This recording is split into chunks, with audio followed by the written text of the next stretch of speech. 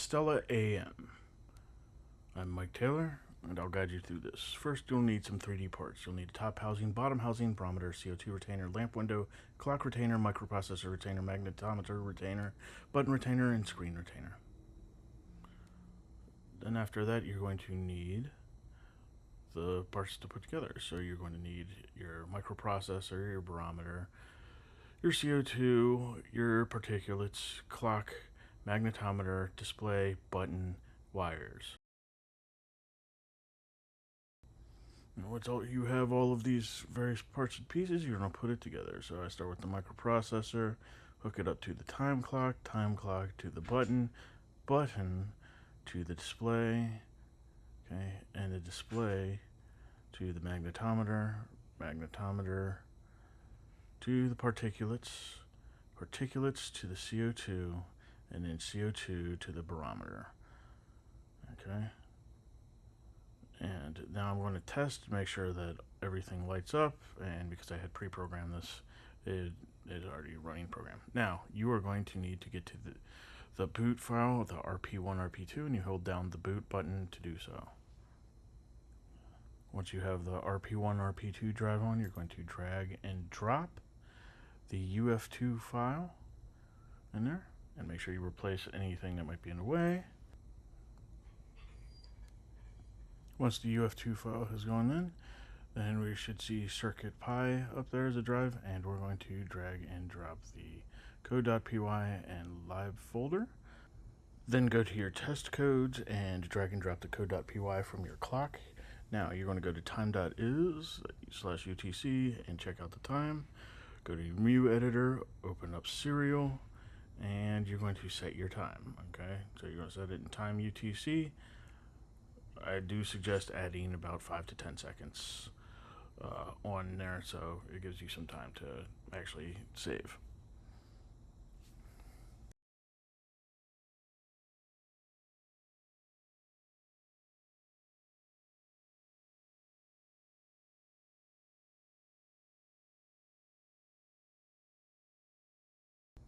Then once you enter the time, you go ahead and make sure it's all saved. I'll check it a few times. You go to your code and libraries and drag the code.py back into CircuitPy. Okay, make sure you overwrite any other code.py that was in there, and you should be able to check your STELLA-AM and see that the screen is working. Now, for the 3D prints, before you start putting this away, you need to clean the prints. Okay, so you need to take out the various stands and all that. Okay, the supports. Right, so there's 4 on the top portion, and then there's 5 on the bottom portion. So you got some underneath the clips, and then there's a big clip in the middle that you need to take the support out. There it is, and clean that out. Make sure it's clean. Sometimes you might need to use an X-Acto knife to make sure that you got it clean prints there. Okay, now we can start placing our sensors and chips. So each of the retainers should have letters on them marking pretty much where they go, all except for B.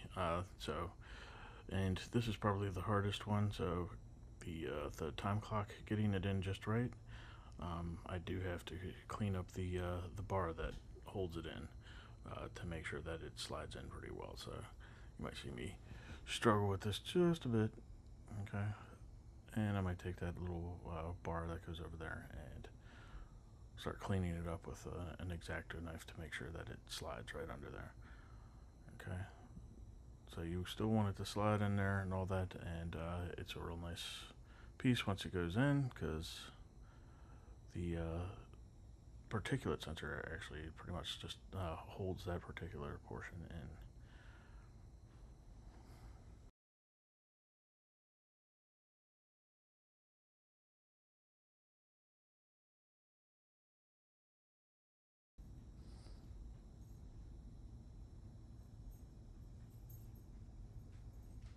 Yeah, when this bar fits in here pretty easily.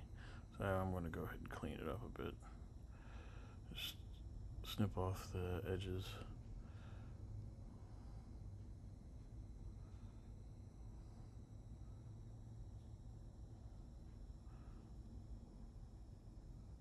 this guy in.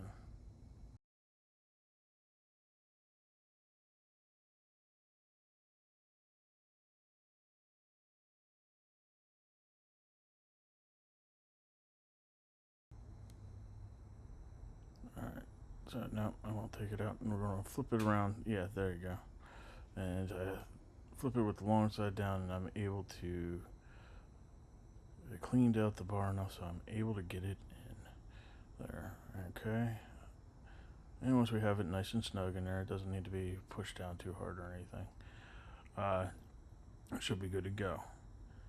And then you can put the particulate sensor in, and you slide it under and snap it in.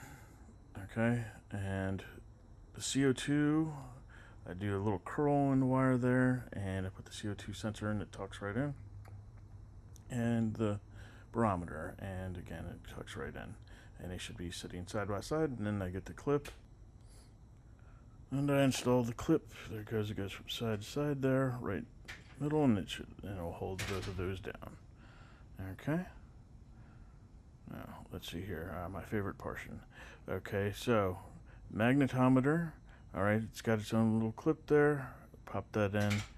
Okay, and now I put the button. Now the button's wrong, so there we go. Now I had a bit of an issue because, well, the cord just isn't long enough there. So there you go. And let's see here. Now I don't have enough clearance for the screen, it would seem. Okay, so I want the screen to move a little bit further. Alright, so I fiddled with the screen here, and I've rearranged the wires so that we can get a little bit more length. So let's see, and pull the particulate sensor out, and basically I just need a little bit more length of the wire for the screen so that it can fit in properly. And so that's what I'm doing. I'm rearranging these pieces. Okay, putting the bar back in, putting the particulate sensor back in. All right, now we put that one, the button down in.